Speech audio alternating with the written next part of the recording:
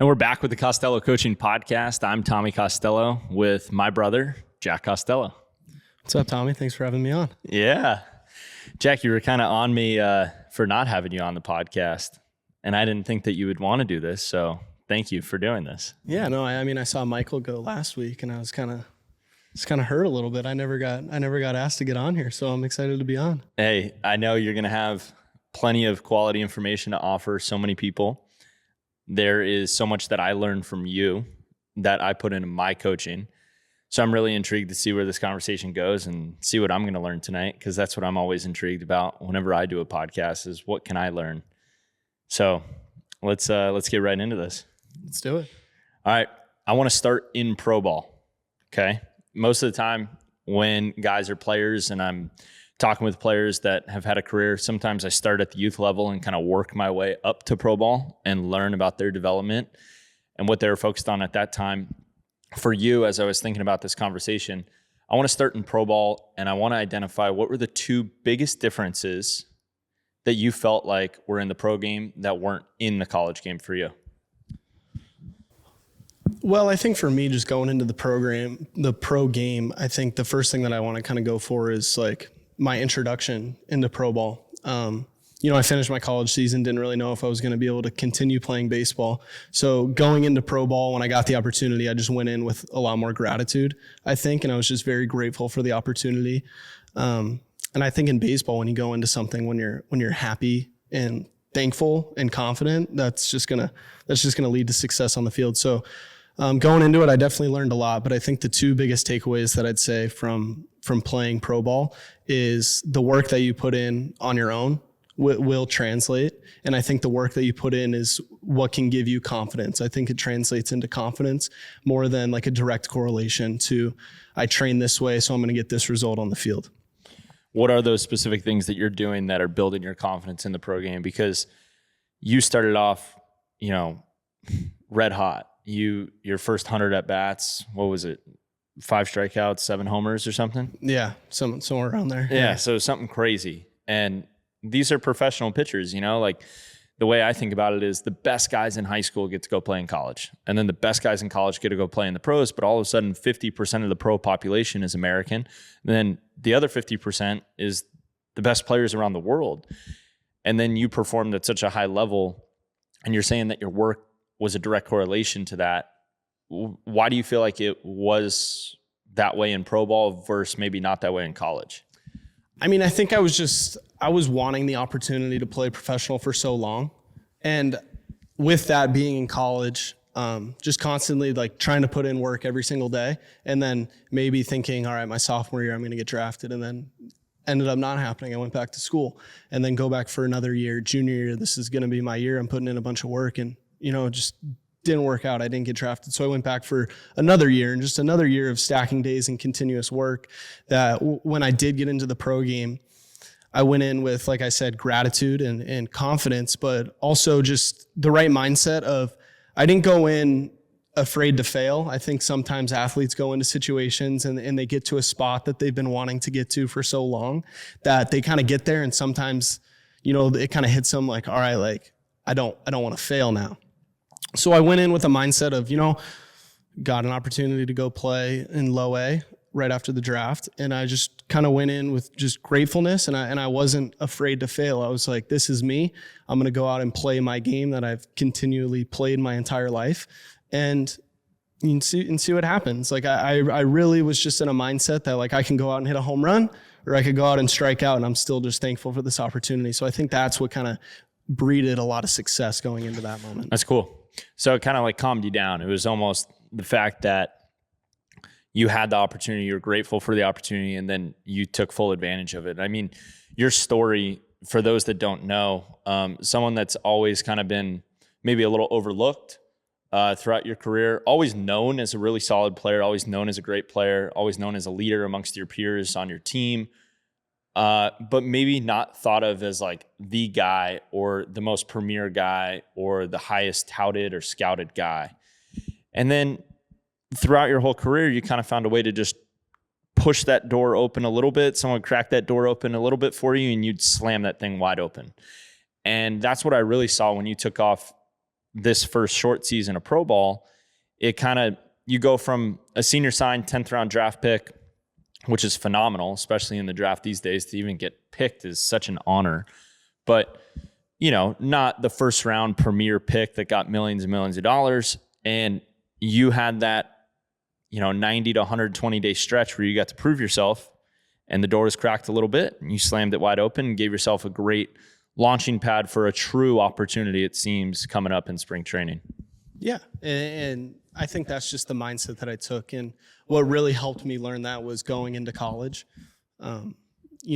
Before you get to a situation, you're recruited and you kind of start thinking, all right, well, this guy's going. And then you kind of like already make a preconceived notion of how things are going to stack up.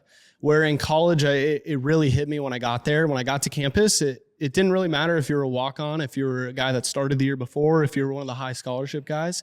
It was just more so that who was going to perform and who was going to take advantage of that opportunity that day you get to go out on the field.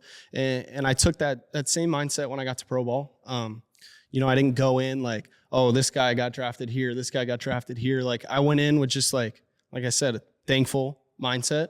And I just was grateful to be a part of an organization and have new teammates. That's the way that I kind of looked at it. And just go in, want the best for everyone, and know what you're capable of. And by the time you get out on the field and the ball's rolled out, it's the same game you've always played. And you just got to have confidence in your abilities that you're going to go out and play.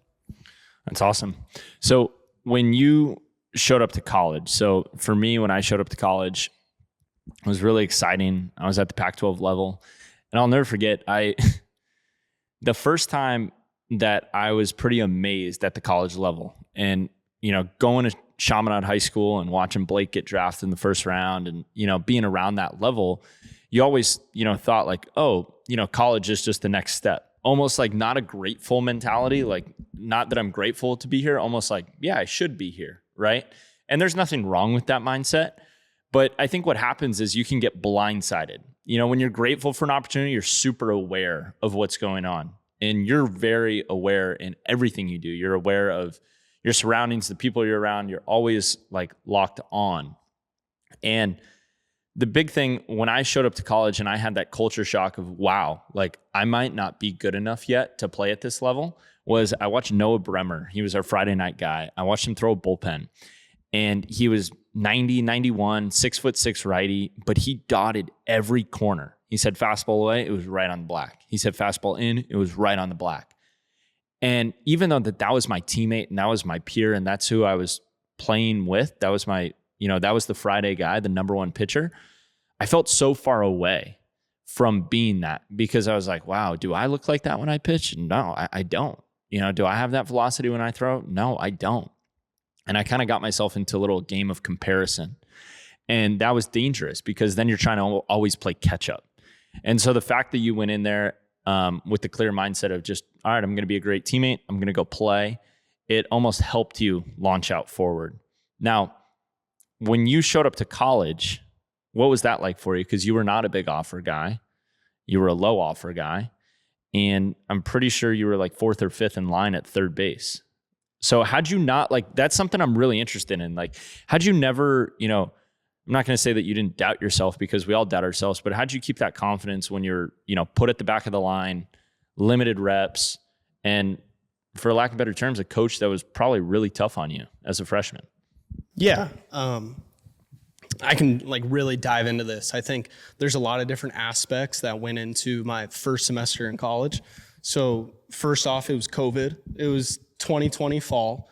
So, they weren't letting people on campus. And so being a freshman that has never been to the area or lived in San Diego, I kind of took the initiative of, they're not letting people in the dorm. So I'm just going to go get an apartment down in San Diego. And then I got listed as a commuter student so I could be able to get down to campus, start practicing, and take my classes online.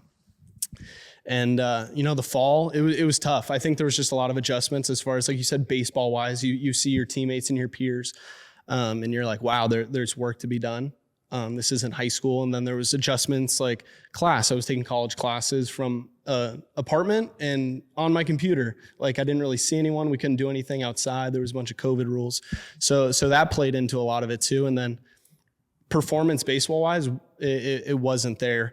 And it wasn't necessarily that I was comparing myself to others. Like, dang, I'm not doing what he's doing. It was more, I know what I'm capable of, and I'm not showing what I'm capable of. And there was limited opportunities just as far as because of COVID, we could only have so much team interaction. But, I got one hit my entire fall of my freshman year. And then a story that I think of, at the end of the college fall, you have your Omaha Challenge or whatever it is, Fall World Series. And what they do is they take 2 team captains and you have a draft. And I remember sitting there and I was like, oh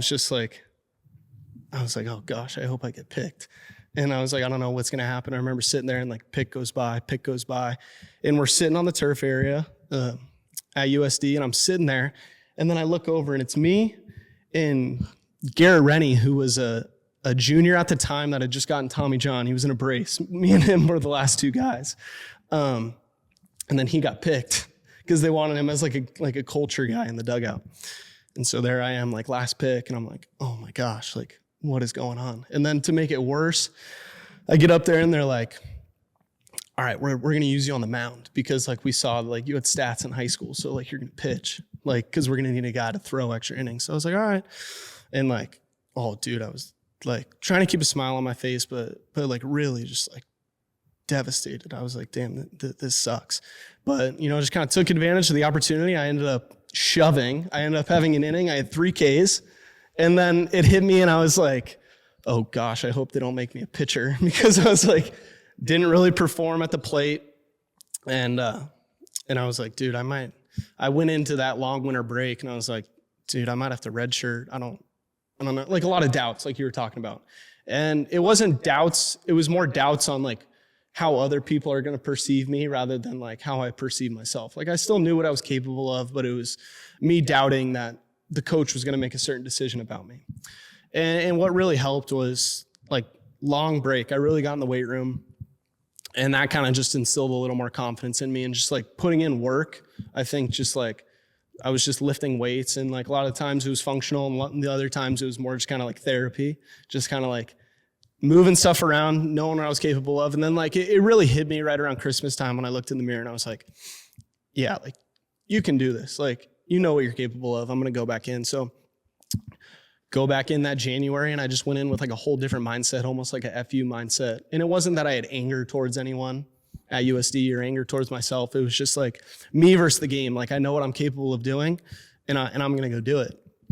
And then that January, live ABs, inter squads, like on the barrel every single time. Like it just was like a whole different mindset of like, no matter what you throw, I'm going to beat you. And like, I don't care who's on the mound, like this baseball's coming in and I'm going to absolutely barrel it.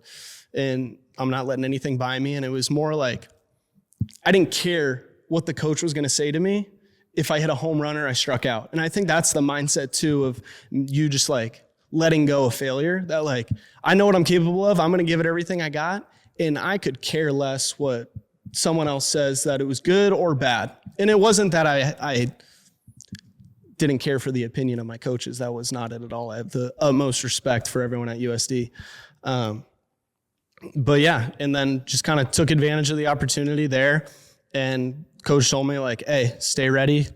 Didn't start on opening day, but inning 1, I had my batting gloves on. I was just like, dude, I'm ready to go. Like I'm fired up. This is college baseball. We're playing San Diego State my freshman year. And then ended up game 3. I got a pinch hit opportunity, first pitch, line drive, sac fly, and then ended up starting every game the rest of my freshman year. So sorry to ramble on about a story, but I just think that's just a big impact and big story that kind of led into my college career. Just a lot of doubt in the beginning, just trying to like figure everything out and then just finding it and taking advantage of something and going with it. Oh, it's amazing. There's a lot to unpack there. I mean, to start, as your brother, I'm listening to that story and kind of wondering 2 parts. Number 1, the first thought is, I wonder why you never called me during that fall. And then the second thing is, I'm probably pretty happy that you never called me. I know that was really hard for you. You were down living in an apartment by yourself and during COVID. new place, new school. You saw me go through my challenges in college with different coaching staffs and different schools and different places. And I know how challenging that can be, that first fall in a new location, trying to prove yourself as a new player. Extremely difficult. And then to get one hit, to be picked last or beyond last, and then to prove it to yourself, that's incredible. There's something deeper there, though, that I know about you, which is really interesting, because I'm the type of person that's like an advice seeker. So I'm always seeking advice. I'm always looking for, an answer or the reason, or, how can I do this better? Why? And what I do is I end up like accumulating all this different information, and then I try to filter it and trim the fat and cut it down and get really to the meat of it and figure out like what's going to work for me. Whereas you're not like a outwardly speaking person when you're going through things. You're more of like an inward, and you kind of like hold it tight. What's your process there? Because I don't know your process. I've never been able to talk to you about your process. This kind of format opens up for cool conversations like this.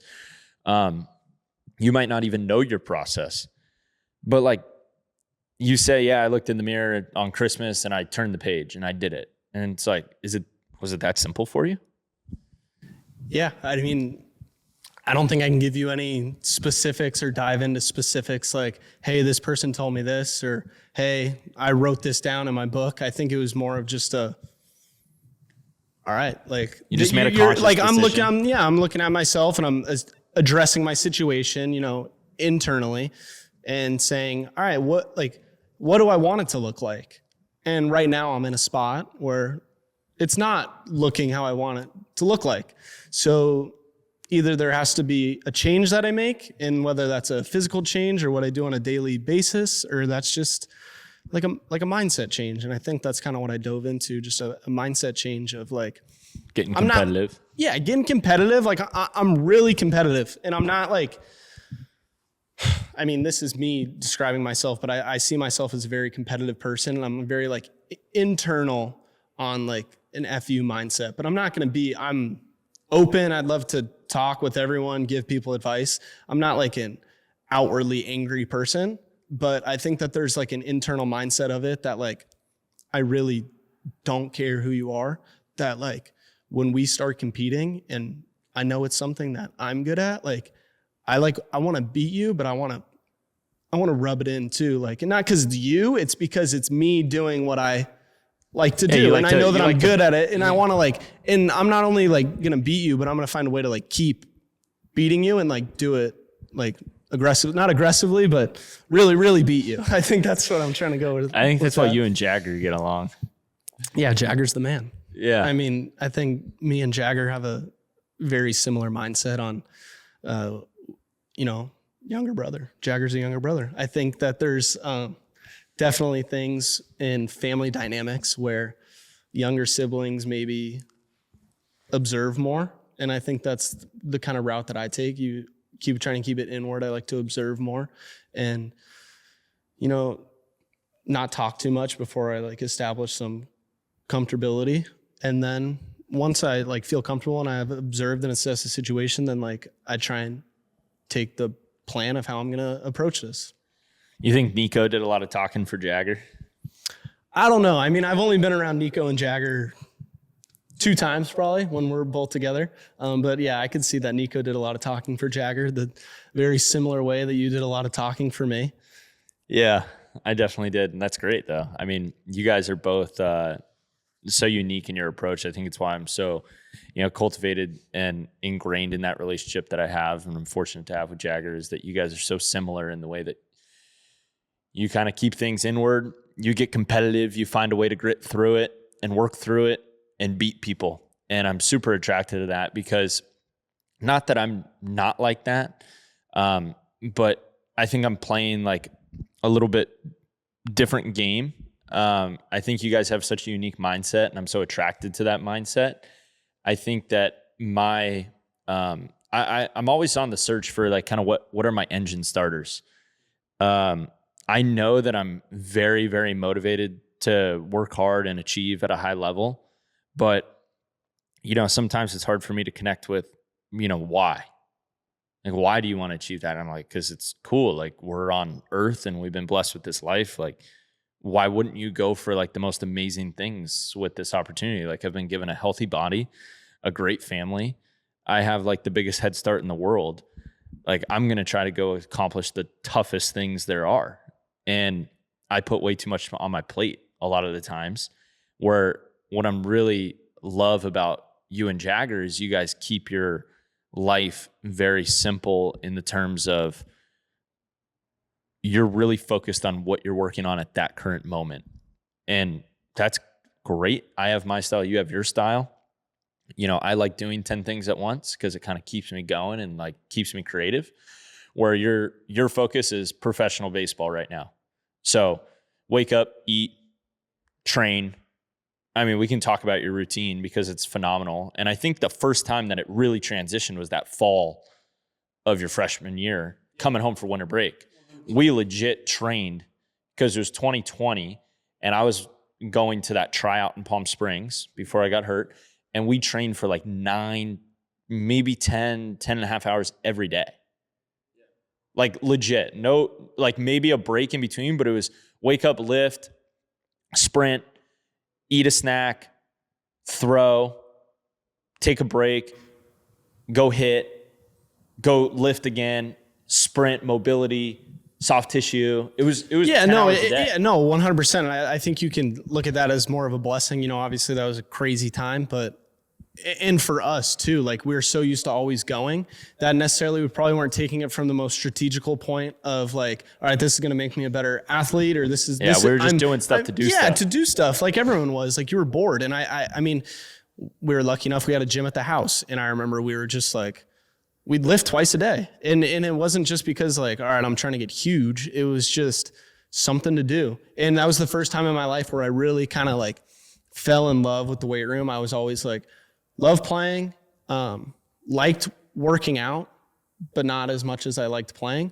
And I'm still kind of like that. But I do find me wanting to get into the weight room more, especially during this time. What do you think about this? Like too, like I know a lot of guys and I've witnessed this and I almost fell into this trap myself, and you do a great job of keeping the game. So a lot of times like athletes that are super into podcasts or books or training or all these different elements of that's self-improvement, they almost like the self-improvement process more than the winning and like the actual gameplay. And so, you know, you do a great job of keeping the game. Like baseball is the most important thing. Everything we do in the weight room is to make sure that your performance on the field is better. Everything we're doing in the cage is to make sure your performance is better. And you have a really good temperature too now on when to shut it down. I think like we could work, like we were made to work. We were built to work. Our DNA is to work. And I think you're doing a great job this offseason of saying like, all right, I got what I needed in. You know what I mean? Now I'm done. Do you think you just developed, you know, like the ability for that? Because you're not an engine, like I don't need to get your engine going. You know what I mean? It's almost like a challenge to slow you down, but you're actually doing a really good job of slowing it down at the right times, I feel like right now. Yeah, I mean, I think I really just kind of learned like, all right, when I'm trying to get my body in certain spots or like trying to get my athleticism in a certain spot, that rest is important and eating is important as working. And, you know, it would always be like in high school, which is good, but I was always under the mindset of like, I always had to be doing something, which is good because you work and that's develop a good work ethic. But at the same time, like seeing results, there needs to be a little pullback on rest and recovery and eating in order to see those results. I think especially too with me, that's why in college, that was the first time that I really saw like a significant like muscle gain, weight gain, because I was taking advantage of resting. What is the most specific thing that you're working on this offseason? And I challenged you guys before you got here this offseason. I said, all right, pro guys, first thing is you need to know what's going to make you feel right each day. So what are you going to do each day in order to make sure that you feel great when you show up to the place of work? Number 2, what are the specific metrics that you're working on that when you leave and show up to spring training, what metrics have improved? And then number 3, what is your act of service? And so with those 3 in mind, let's start with number 2. What are the 2 specific metrics that you've been focused on this offseason?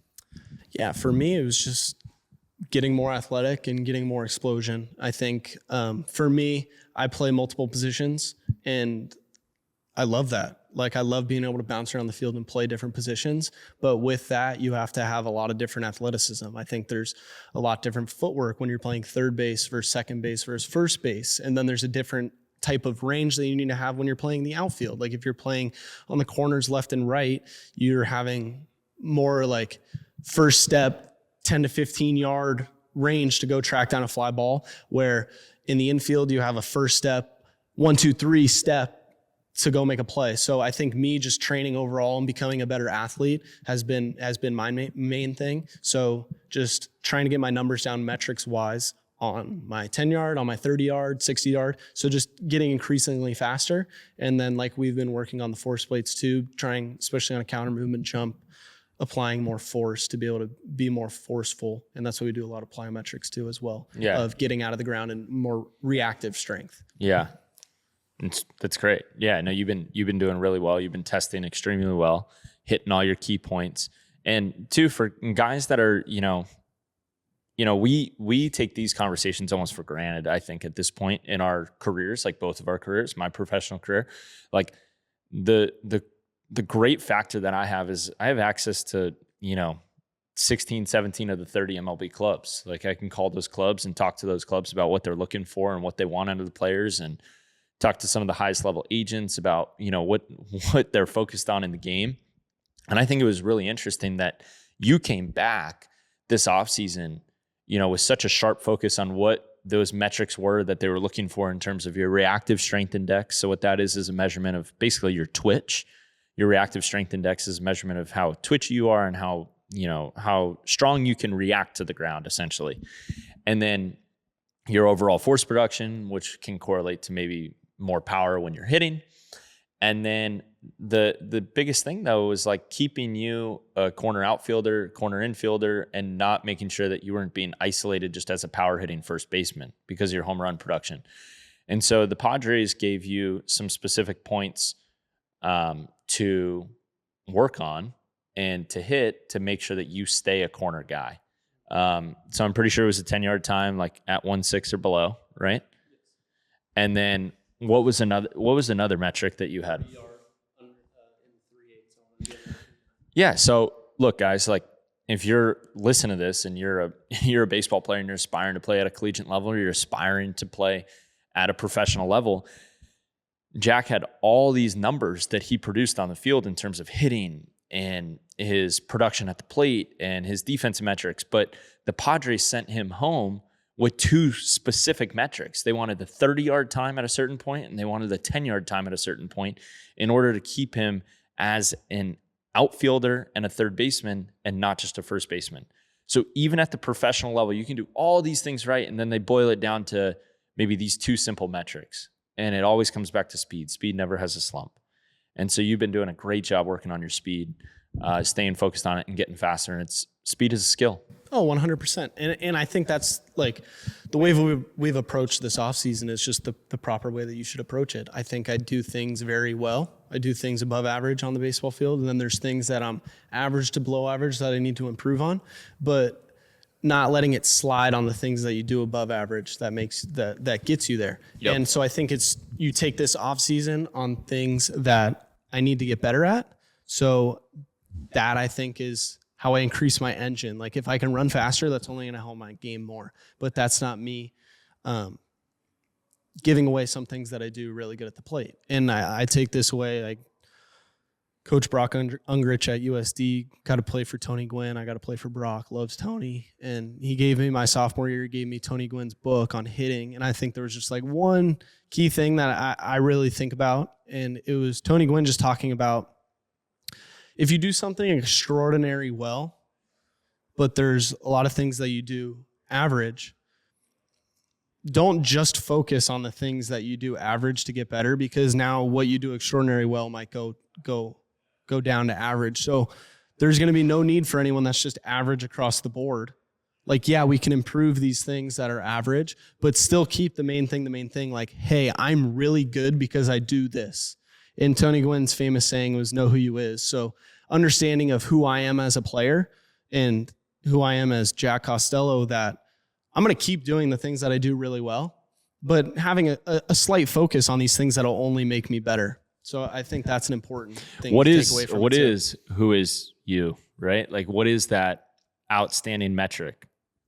Yeah, I mean, I think it's just, I was never a metric guy. I never really looked into analytics. And I think, getting to pro ball, that's definitely. Well, you got to know who you are. So like, what is that? I knew myself. Is it bat to ball? No, I knew myself as a competitor that I was going to go get in the box in a game where the pitcher's going to throw a ball and I'm going to be looking for a fastball in my zone and I'm going to put the barrel on it. And that's like, so it's more about knowing your game. I kind of took away from it.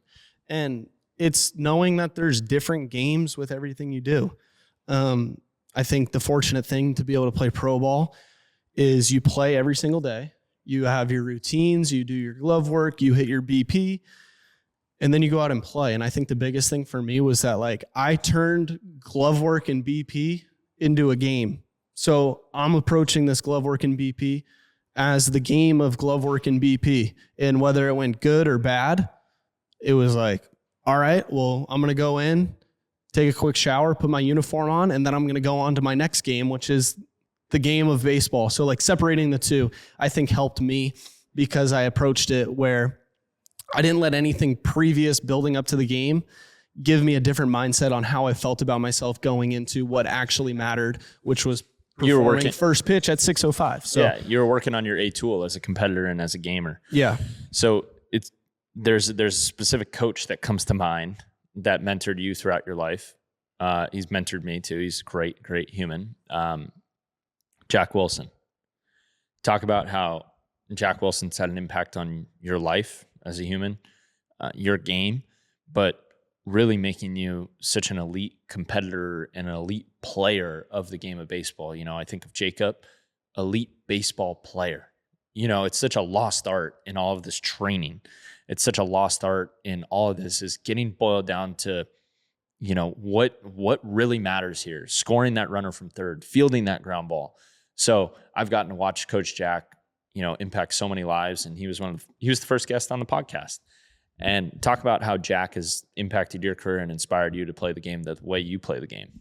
Yeah, I mean, tremendous. Like he was the first real guy that I really got to have as a coach that was a true baseball guy. And he was big leaguer, 12 years, and an elite defender. And I can't say enough good things about Coach Jack. I talked to him. I had a phone call with him today. He was just calling, checking in. And amazing guy, amazing family. Got to play with Jacob growing up. But I think just taking some things away from Coach Jack was that he always competed and he always had fun playing. And that's where I kind of dove into it. Like, I love playing baseball. Like, that's where I find joy. Like, ever since I was little, I loved playing baseball, and I especially love hitting. I'd always want to hit. I'd still want to. Like, even if I wasn't playing baseball, you'd see me. I'd be that guy down at the cage that's like 65, and you're like, what's that guy doing over there on the iron mic getting more tokens? Because I want to hit. I love hitting.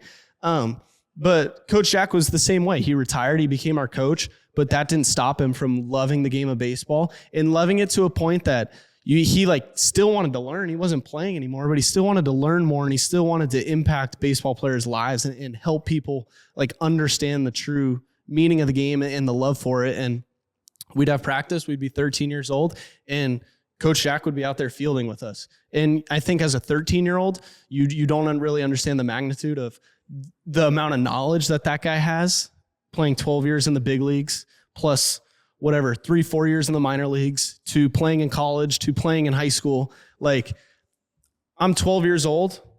That guy played in the big leagues at the highest level for the same amount of years that I was alive. And I think when we're young, we don't get that. We don't understand that. But looking at that now, it's just, wow, we had such an amazing opportunity to be able to do that.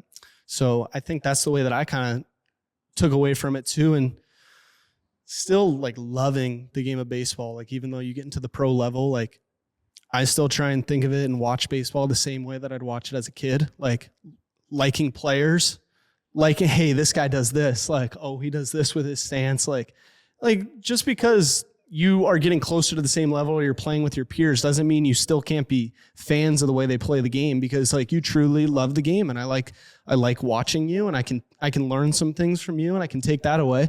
But then, hey, like I do this differently. Like maybe he'll watch me do this and he'll take some things away. But yeah, I mean, I think that's the biggest thing, is just always learning about the game. Yeah, I mean, he's so fantastic at that, and he impacted my life in a tremendous way. He brought me in to be the JV coach in 2021, and right after, I had finished playing, and I didn't really want to be that. I didn't really want to be a baseball guy, and he really helped me reinvigorate my love for the game almost indirectly. He was the varsity coach. We were golfing, and he asked me on the first hole, "Hey, our season starts in 2.5 weeks. Can you be my JV coach?" And I was like, "Jack, I can't. I'm training the Rams right now. I'm doing this." I thought I was busy then. I really wasn't that busy. And by the 14th hole, he convinced me. By the 18th hole, I had the contract in my email, signed it, and I was fired up to be a Lancer baseball coach.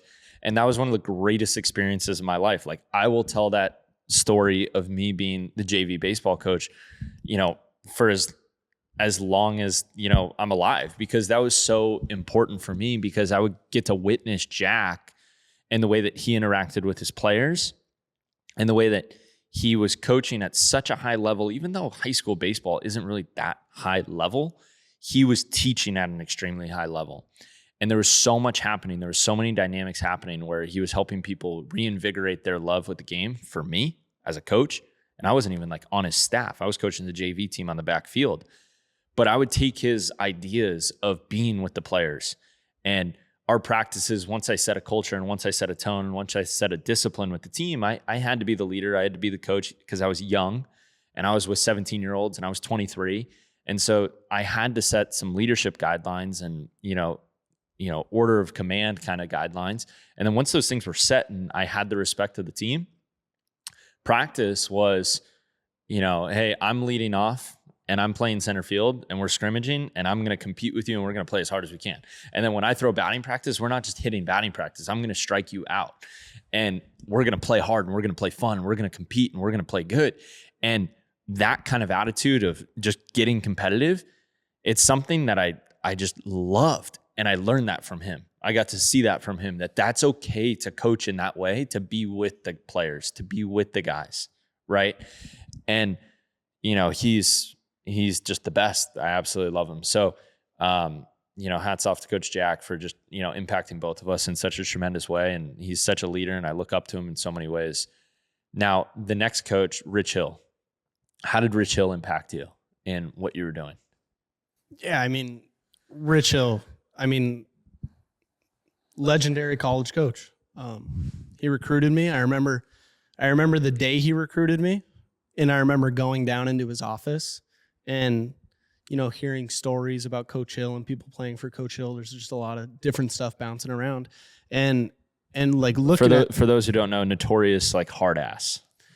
Yeah, but not necessarily like he's one of a kind. I don't even think that it's like fair to describe him that way. He's one of a kind. Like, he'll get on you, but at the same time, he'll make a joke with you, or he'll sing a song with you. He's just like, he's a great guy. He like goes surfing in the morning, comes back, just like great aura about him. I think that's a good way to describe him. And I think you just got to know, like, all right, when he's around, and this kind of helped me, like, hey, when Coach Hill's around, like, I know that there's a certain way that I need to act and I need to go about my business. And then I think that just like, that kind of created a domino effect that like, all right, when he wasn't around, I still am going to act the same way. And I think that helped me. There was always a weird feeling that I always felt like he was watching, like I'd be hitting in the cage at night. And like, obviously he was at home. He could care less that Wednesday night hitting at 9:00 in the cages, but I was like, oh, like he might show up. Like, I don't know. But and that's just him. Like, he definitely got on me a good amount, but he definitely taught me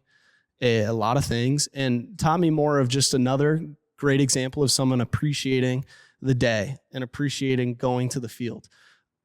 Coach Hill is just awesome. I love he's created a very competitive culture, but at the same time, we're going to compete because it's fun, and you're going to compete. And if you win, you're going to get rewarded. And I think that's a great mindset to think too, because at the end of the day, you compete and someone wins and someone loses, and you have to be okay with that. And you can't live or die by winning or losing. Like, that's not going to change the next game that you start. So I think that was a big takeaway from Coach Hill. Pays to be a winner, right? Pays to be a winner. It always does. It pays to be a winner. Yeah. Yeah, I mean, I just remember because we weren't really allowed to go to the games from what I remember in 2020, right? There was no fans. No fans. I remember you were at St. Mary's, and this is a phone call that I do remember that you were going off at St. Mary's. I think your freshman year, you had quite a few hits that weekend. Am I thinking of the right weekend? Yeah, no, yeah. But you struggled on the base pass? Yeah, I struggled a lot on the base paths. As a freshman? Yeah, as a freshman, yeah. What were some of his things on the base path that he wanted you doing that were just confusing or hard, or you couldn't figure out? You never struggled with base running before. Yeah, I mean, I think it was just base running had never really been taught to me. And it was more of, I got a lot more information on things that were like, all right, must-haves when you're running the bases. And I think that kind of just like maybe got in my head a little bit. I was like thinking too much, where it was like overanalysis causes paralysis. Like, I was thinking too much on what I needed to do on the base paths. I was getting on base. I was doing a good job at the plate. And it wasn't that I was like outwardly like extremely failing on the base paths. There was just like a couple hiccups, and Coach Hill really enjoyed identifying those when those happened.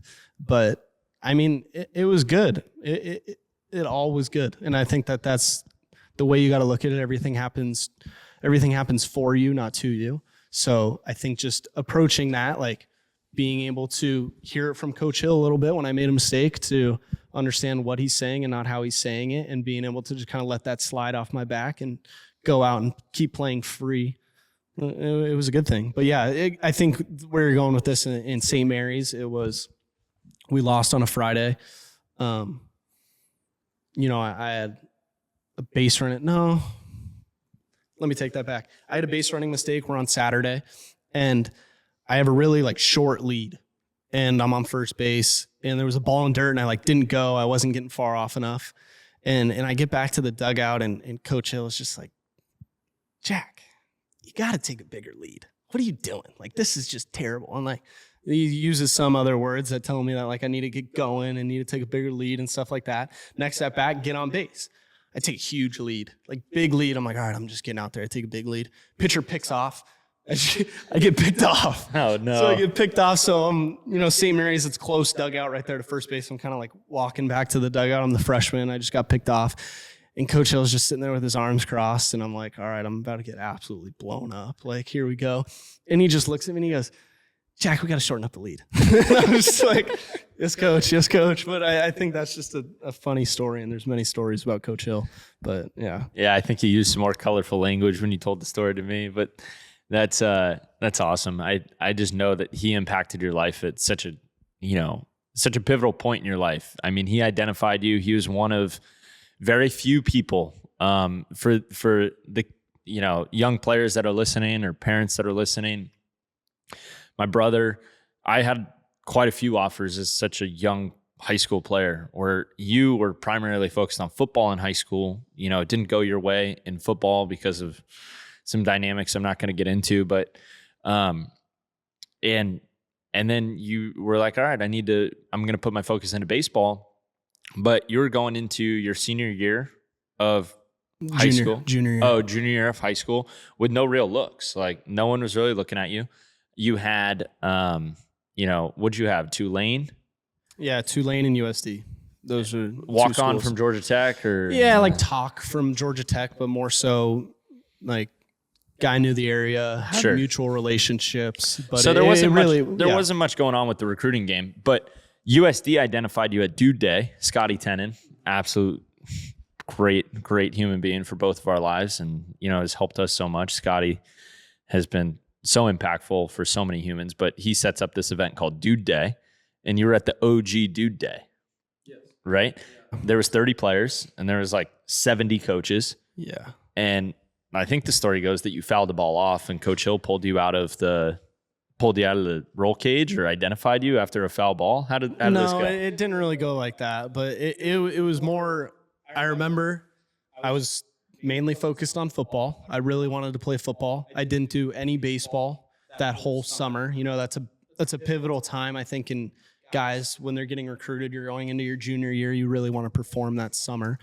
And I was just like, no, I want to play football. Like I want to play football. I love football. I still love baseball, but I love football.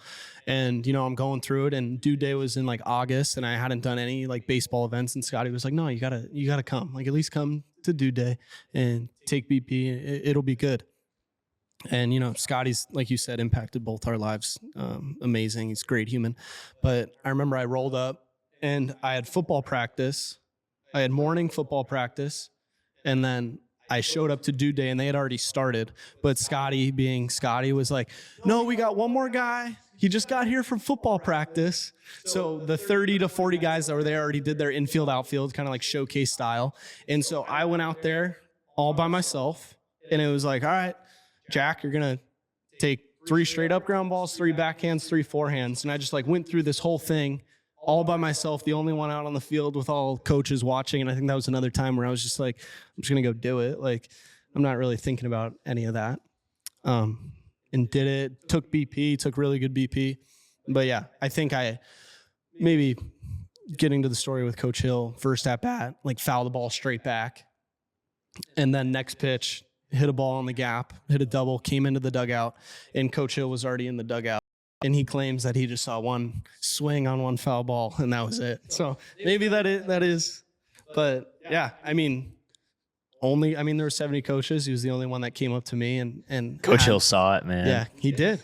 And maybe someone with the Padres saw it. Yeah. You just need that one guy to see it, man. Yeah, exactly. You just need that one, like you said, opportunity, because at the end of the day, it doesn't matter if you have one opportunity or 100, you're only going to be able to take one. So you're going to have to be able to go do that and make the best of the opportunity. And then, with it being the Costello Coaching Podcast, players that have been on here and, things like that, I always like reflecting on coaches, because I'm learning, things about Coach Hill. I'm learning things about Coach Jack. Scotty has served as a coach for so many, as a baseball coach, but as like a life coach as well. He's another name that comes to mind. The last baseball coach that I want to touch on is Coach Brock, and what Brock has meant to your life. And I know he had ultimate belief in you, you guys, and you had ultimate belief in him, and what he wanted for the team and what he wanted for you. And you guys have such a cool relationship. Like, I don't think jealous is the right word, because that's not how I feel, but something just like, wow, how incredible is that? Like one of those moments where it's like, man, I wish like I got to have that kind of relationship with my college coach or a college coach of mine. Yeah. There's definitely coaches in my life that I feel close to, but I just know that you guys have such a tight trust and such a tight bond, and you didn't lack any faith in him. When the draft process wasn't going your way your sophomore year, and the draft process didn't go your way your junior year, and then your senior year, you just trusted, in that process of being a part of the team, which was so admirable from my perspective, because, being me, I want to take control of those things in my life, but you had so much trust in your coach and that human being. So I'd just like to talk about how that kind of relationship was curated. Like, how does that even happen? Yeah, I just goes back to Brock just being an amazing human, and just a great person with a lot of knowledge about baseball, and someone that's really open to helping develop you and wanting to get to know you as a person and wanting to help you as a baseball player.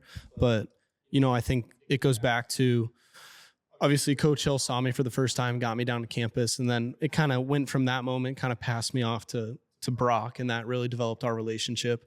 But I remember playing my junior year football season, and I got the offer from USD. I think I committed a week later. But I remember playing my junior year football season, and we're playing against Notre Dame, and Brock shows up to my football game, and he sits with mom and dad, and he sits with my parents, that sits the whole game. And I still have a picture on my phone after the game. We took a picture, and I think that just kind of sums it up too. Like, being in it, like, you're the high school guy getting recruited. You think, oh yeah, that's like, they want to recruit me, keep a good relationship. They're going to like show me love like that. But, like, looking back on it now after going through the program, like That is awesome. Like, I think that is truly awesome. Like, he could have been at home with his family. He could have been out recruiting, looking for the next guy. But he like really did take the time to be like, no, like, you know what? I'm going to go to his game and go watch. Like, I'm going to go start to develop more of a relationship with this guy. And I think that that is a great story, and really him really displaying how he wants to develop a relationship with you off the field, and you more than being just like a baseball player or guy on his team. Yeah, investing in the human experience. And I think that's a lost art. And I think, the tough part about scaling and growing, right? Scaling a business or scaling an organization or a baseball team or a program, and you become the head man and you have so many people to manage and to hold accountable and all these things. The hardest part sometimes is maintaining that human connection. And it's something that I just stay so conscious of as I, continue to grow, like taking the time, taking the 15 minutes, taking the 20 minutes, taking the 5 minutes to truly understand how people are doing on that given day has made the biggest impact for me.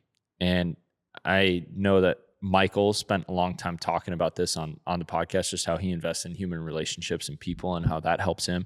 It helps me a ton. So I think that's something that I really learned from Brock. And what I kind of want to do is I want to go down the list of Scotty always had faith in you and like maintaining faith in people.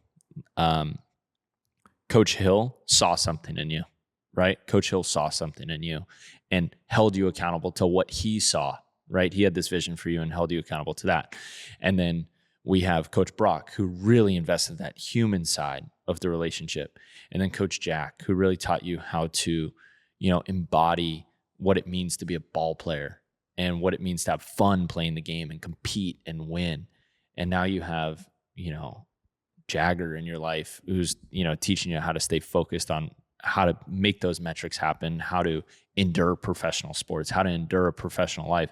And you have so many people in your corner there helping you go after and achieve it. I think it would be important for you to reflect on that, and really be okay leaning on those people for those things. Yeah. And I think that's too understanding that, hey, I have an amazing support system and I'm going to go out and do what I want to do. And I know that people like care for me and love me and support me. So I truly feel like that everything I can just go do. I feel like I'm free to go out and chase my dream and accomplish what I want to. And I think that I'm very lucky to have such an amazing backing of people and a support system, but also that belief in myself, and that me knowing that I have all this support gives me more confidence and belief as well too. And I think that, you shouldn't be out doing things to like prove someone wrong or prove someone right, or it shouldn't be that. It should just be like, at least for me, it's, hey, I have an opportunity. This is what I love to do. And I know that these people support me. I'm going to go do it. And with that support system, there was a lot of knowledge that was shared with me to help me get to this point. And there's going to continue to be knowledge shared. And I'm obviously going to be able to go back and talk to all these people and still gain that knowledge and support. So I just feel really, really lucky to be able to be in this position and have all those people in my life. Beautiful. I think that's a great spot to cut it off right there. I appreciate you being open. I appreciate you being vulnerable. And I appreciate you sharing your experience, because something that I'm learning is the more articulate you can be in sharing your story and sharing your experience, you can help more people. And I really believe that we're on this planet not only to achieve things ourselves, but help others achieve what they want to achieve and be, supporting and loving and caring to others. And this is a way that you can do that. And, sharing and speaking on a microphone, speaking to the camera, being open about your experience and what you went through and how you went about it and how you kind of achieved what you have. That's, I really appreciate you doing this. And I honestly didn't think that you'd be open to do it. And that's why I never really asked. And then you started busting my balls for interviewing Mike and not interviewing you. But this was so fun and so amazing. I learned so much. I every time I do a podcast, I learn something from someone, even if I've known them since the day that they were born. And it was really special to do this with you. So I love you and I thank you. Yeah, thank you. I appreciate it. And this is definitely a very unique setting to be able to have a conversation, something that we've never had like this before. But I'm very grateful, and I love you too. And I'm excited to kind of sit down and talk about everything. But it definitely gives me a little more motivation and more of a plan of attack to continue trying to achieve what I want. There's a long way, and there's still more work to be done. And I'm just really excited for that as well. Yep, you're on the path. Well, that's great. Thank you. Thank you. Thanks, Tom. Yeah, good work. Thanks.